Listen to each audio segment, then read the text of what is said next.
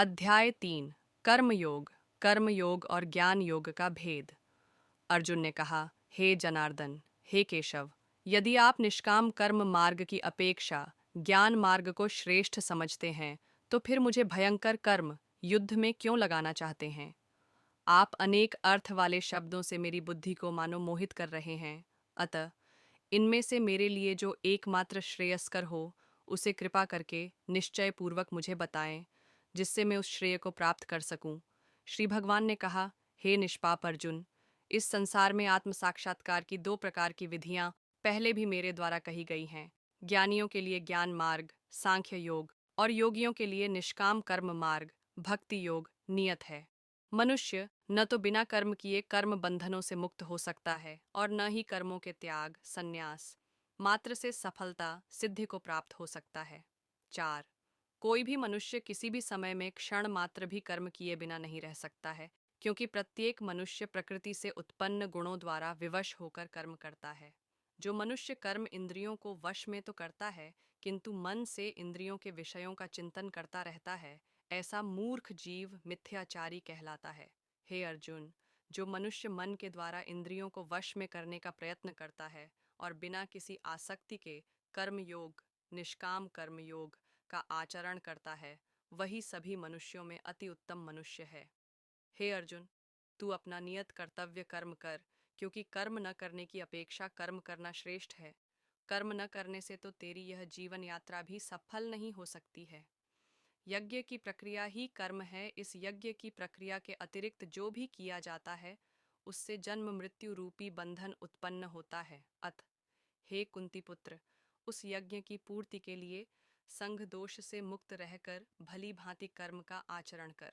सृष्टि के प्रारंभ में प्रजापति ब्रह्मा ने यज्ञ सहित देवताओं और मनुष्यों को रचकर उनसे कहा कि तुम लोग इस यज्ञ द्वारा सुख समृद्धि को प्राप्त करो, और यह यज्ञ तुम लोगों की इष्ट परमात्मा संबंधित कामना की पूर्ति करेगा।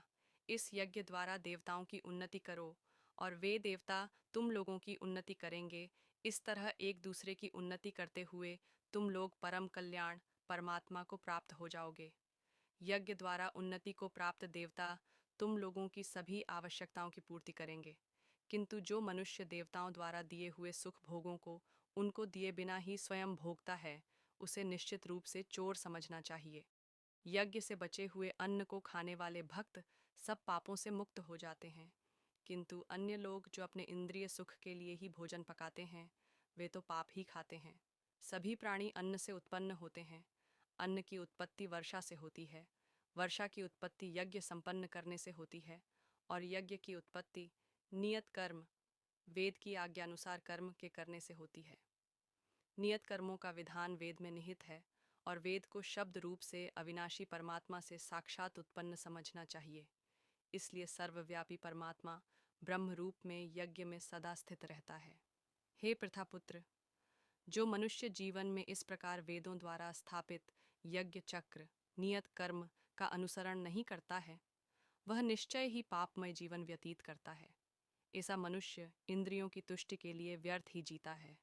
परंतु जो मनुष्य आत्मा में ही आनंद प्राप्त कर लेता है तथा वह अपनी आत्मा में ही पूर्ण संतुष्ट रहता है, उसके लिए कोई नियत कर्म कर्तव्य शेष नहीं रहता है। उस महापुरुष के लिए इस संसार में न तो कर्तव्य कर्म करने की आवश्यकता रह जाती है, और न ही कर्म को न करने का कोई कारण ही रहता है, तथा उसे समस्त प्राणियों में से किसी पर निर्भर रहने की आवश्यकता नहीं रहती है। अत कर्म फल में आसक्त हुए बिना मनुष्य को अपना कर्तव्य समझकर कर्म करते रहना चाहिए, क्योंकि अनासक्त भाव से निरंतर कर्तव्य कर्म करने से मनुष्य को एक दिन परमात्मा की प्राप्ति हो जाती है। राजा जनक जैसे अन्य मनुष्यों ने भी केवल कर्तव्य कर्म करके ही परम सिद्धि को प्राप्त की है। अतः संसार के हित का विचार करते हुए भी तेरे लिए कर्म करना ही उचित है। महापुरुष जो जो आचरण करता है, सामान्य मनुष्य भी उसी का ही अनुसरण करते हैं। वह श्रेष्ठ पुरुष जो कुछ आदर्श प्रस्तुत कर देता है, समस्त संसार भी उसी का अनुसरण करने लगता है। हे प्रथापुत्र, तीनों लोकों में मेरे लिए कोई भी कर्तव्य शेष नहीं है। न ही किसी वस्तु का अभाव है, न ही किसी वस्तु को प्राप्त करने की इच्छा है। फिर भी मैं कर्तव्य समझकर कर्म करने में लगा रहता हूँ। हे पार्थ, यदि मैं नियत कर्मों को सावधानी पूर्वक न करूं, तो यह निश्चित है कि सभी मनुष्य मेरे ही मार्ग का ही अनुगमन करेंगे। इसलिए यदि मैं कर्तव्य समझकर कर्म न करूं, तो ये सभी लोग भ्रष्ट हो जाएंगे। तब मैं अवांछित सृष्टि की उत्पत्ति का कारण हो जाऊंगा और इस प्रकार समस्त प्राणियों को नष्ट करने वाला बन जाऊंगा। हे भरतवंशी, जिस प्रकार अज्ञानी मनुष्य फल की इच्छा से कार्य सकाम कर्म करते हैं, उसी प्रकार विद्वान मनुष्य को फल की इच्छा के बिना संसार के कल्याण के लिए कार्य करना चाहिए। विद्वान महापुरुष को चाहिए कि वह फल की इच्छा वाले सकाम कर्मी अज्ञानी मनुष्यों को कर्म करने से रोके नहीं, जिससे उनकी बुद्धि भ्रमित न हो, बल्कि स्वयं कर्तव्य कर्म को भली प्रकार से करता हुआ उनसे भी भली भांति कराते रहना चाहिए। जन्म से लेकर मृत्यु तक के सभी कर्म प्रकृति के गुणों के द्वारा संपन्न किए जाते हैं। अहंकार के प्रभाव से मोहग्रस्त होकर अज्ञानी मनुष्य स्वयं को कर्ता मानने लगता है। परंतु हे महाबाहु, परम तत्व को जानने वाला महापुरुष इंद्रियों को और इंद्रियों की क्रियाशीलता को प्रकृति के गुणों के द्वारा करता हुआ मानकर कभी उनमें आसक्त नहीं होता है।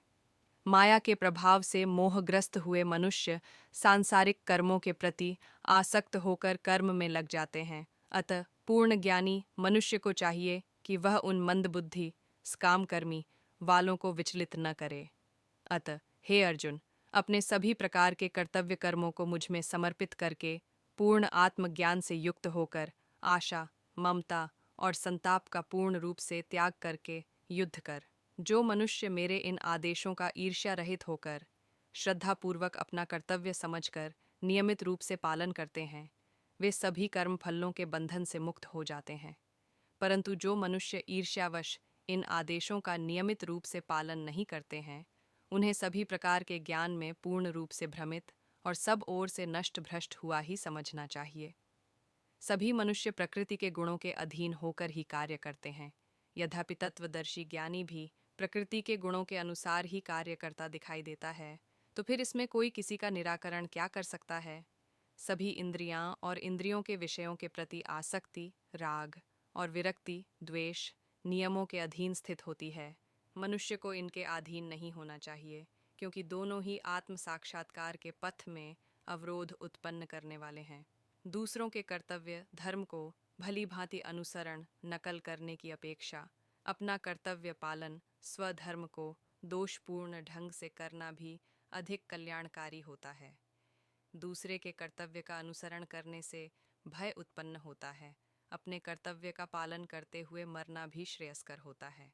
अर्जुन ने कहा, हे वृषनिवंशी, मनुष्य न चाहते हुए भी किसकी प्रेरणा से पाप कर्म करता है। यद्यपि ऐसा लगता है कि उसे बलपूर्वक पाप कर्म के लिए प्रेरित किया जा रहा है। श्री भगवान ने कहा, इसका कारण रजोगुण से उत्पन्न होने वाले काम, विषय वासना और क्रोध बड़े पापी है। तू इन्हें ही इस संसार में अग्नि के समान कभी न तृप्त होने वाले महान शत्रु समझ।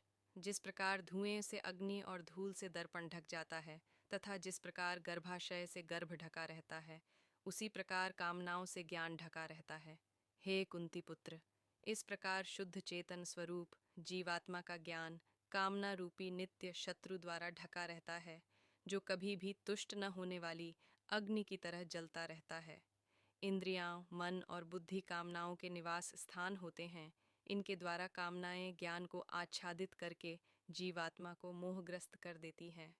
अतः हे भरतवंशियों में श्रेष्ठ, तू प्रारंभ में ही इंद्रियों को वश में करके और आत्मज्ञान और आत्म साक्षात्कार में बाधा उत्पन्न करने वाली इन महान पापी कामनाओं का ही बलपूर्वक समाप्त कर। हे अर्जुन, इस जड़ पदार्थ शरीर की अपेक्षा इंद्रियां श्रेष्ठ है। इंद्रियों की अपेक्षा मन श्रेष्ठ है। मन की अपेक्षा बुद्धि श्रेष्ठ है, और जो बुद्धि से भी श्रेष्ठ है, तू वही सर्वश्रेष्ठ शुद्ध स्वरूप आत्मा है। इस प्रकार हे महाबाहु अर्जुन, स्वयं को मन और बुद्धि से श्रेष्ठ आत्मा रूप समझकर बुद्धि के द्वारा मन को स्थिर करके तू कामनाओं रूपी दुर्जय शत्रुओं को मार। इस प्रकार उपनिषद, ब्रह्म विद्या तथा योग शास्त्र रूप श्रीमद् भगवद गीता के श्री कृष्ण अर्जुन संवाद में कर्म योग नाम का तीसरा अध्याय संपूर्ण हुआ।